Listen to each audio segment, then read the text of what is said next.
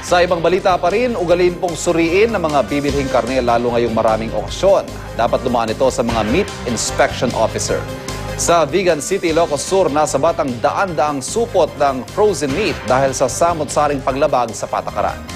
Makabalita tayo kay Bridget Mayor ng GMA Ilocos. Kinumpiska ng Vigan City Meat Control Office ang aabot sa 500 supot ng frozen meat products mula sa isang tindahan sa public market ng lungsod. Ayon sa meat inspector, nilabag ng distributor ng mga frozen product ang Consumer Act of the Philippines.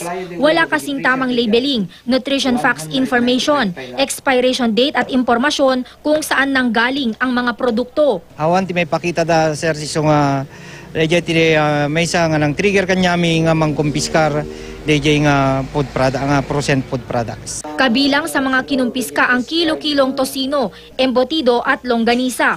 Napag-alaman ding walang permit ang distributor mula sa National Meat Inspection Service o NMIS. Routine namin na po nga gin-inspect tayo DJ public market. Nang ron casting umadin na Paskwa. Apno masalwadan tayo dagiti healthy consuming public.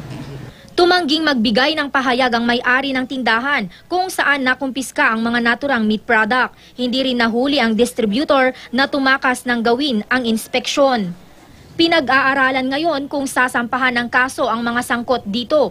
Ipagpapatuloy naman ang pag-iinspeksyon sa mga palengke lalo na ngayong magpapasko at magbabagong taon. Bridget Mayor, Nagbabalita, Pilipinas.